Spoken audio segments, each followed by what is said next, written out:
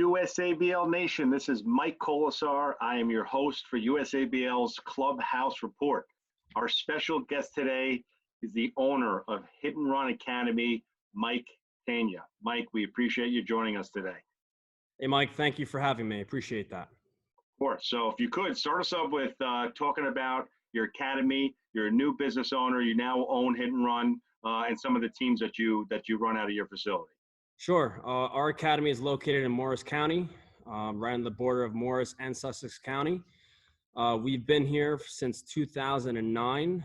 We're still going strong. We have about 7 teams, roughly about 80 players within our program, ages from 11U all the way up to 18U. Excellent. So you just recently took ownership within the last year of Hit and Run. As a new owner, how do you handle this pandemic from a business perspective?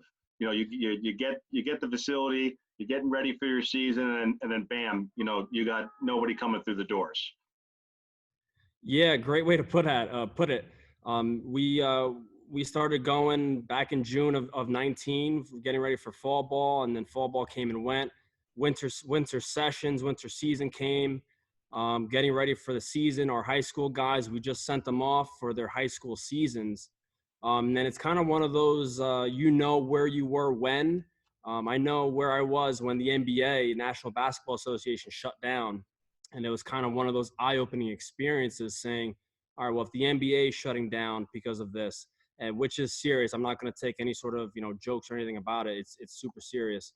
But when the NBA shuts down, it's going to have a trickle down effect. So I went to the office the next day and started to put in place some cleaning procedures, some procedures for my coaches, mask, gloves, the whole nine. That way we can continue to stay open. And then, about a week later, Governor Murphy basically shut down all non-essential businesses. Kind of to your point, the BAM effect happened. Yeah. We were, I'm not going to say we were super prepared for it, but we kind of saw the writing on the wall a little bit more in advance. So we kind of took the necessary precautions. Number one, to keep our staff and our customers safe. And number two, to see if we can weather out this storm. Have you heard anything about when you may potentially be able to reopen your facility? Yeah, so I've been in contact with representatives from New Jersey, New York, and Pennsylvania, the neighboring states. Every state is in a little bit of a different limbo. Pennsylvania, for instance, they have a 3-stage plan, red, yellow, green, kind of like a stoplight. Right now, they're still in the red phase. Green basically is, all the non-essential businesses such as baseball academies, gyms. So there's going to be a little bit of a wait for those guys to get back up and running. A little bit more of the similar story with New Jersey. Jersey now they did another 30 days of the stay-at-home order.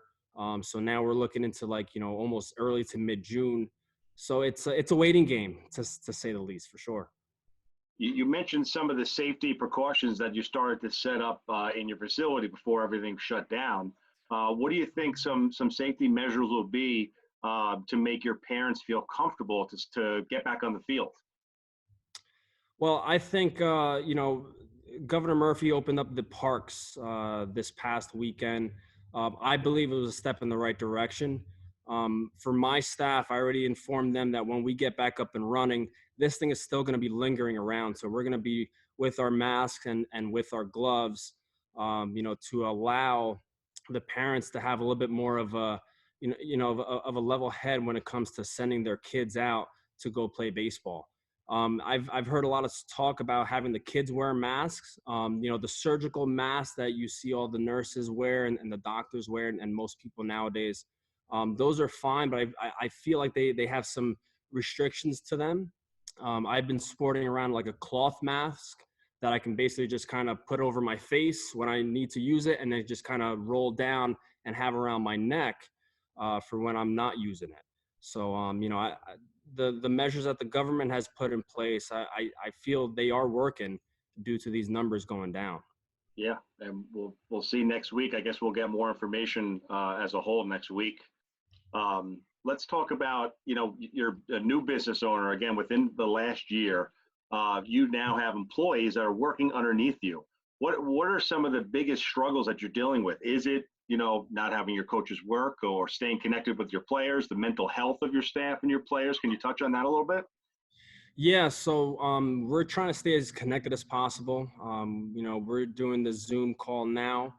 We do very similar Zoom calls with my staff to stay connected based on, how the business is doing and kind of some information that I've been getting from my end. That way I can kind of explain it to them on how we're going to be moving forward. For the players end of things, we're doing similar Zoom calls. We've set up practices with our players. It's a lot more difficult than it may seem because you kind of want to be one-on-one and be with the player and not looking at them through a screen. But with our high school guys, now that the high school season is unfortunately canceled, we've been holding more Zoom sessions where we bring on folks that are in the baseball realm, but not necessarily playing. So for instance, we've been bringing on guys from the Texas Rangers analytical staff.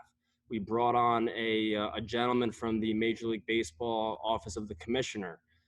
These two guys, for instance, are in baseball, but they're doing different things. So, the goal is for my high school guys is to, my high school guys they're going to play college ball somewhere if they want to. If they choose not to, it's okay with me. But I want them to be able to understand that, hey, after you guys leave school, if baseball is something that you guys want to do, despite the fact that you're not playing professionally, there's still avenues for you guys to do baseball activity for a career. That's fantastic. I mean, I'm going to let you answer this after I kind of just touch on it, but I think we always, as coaches, want to have like as much classroom time. I think there's classroom time that's important for players as much as it is to be technical and hands-on and have them run through their reps and make sure the fundamentals are there. But to understand the game and hear different viewpoints from different coaches, I think so. What you're doing is going to be great for them, and it's just a different avenue to take with our players to teach them, a little bit more about what the game entails. So, based on what's going on right now, could you share with this baseball community, and USABL's fan base is huge, and they're all going to be watching this. Give us a positive outtake from all of this that's going on right now. Stay disciplined.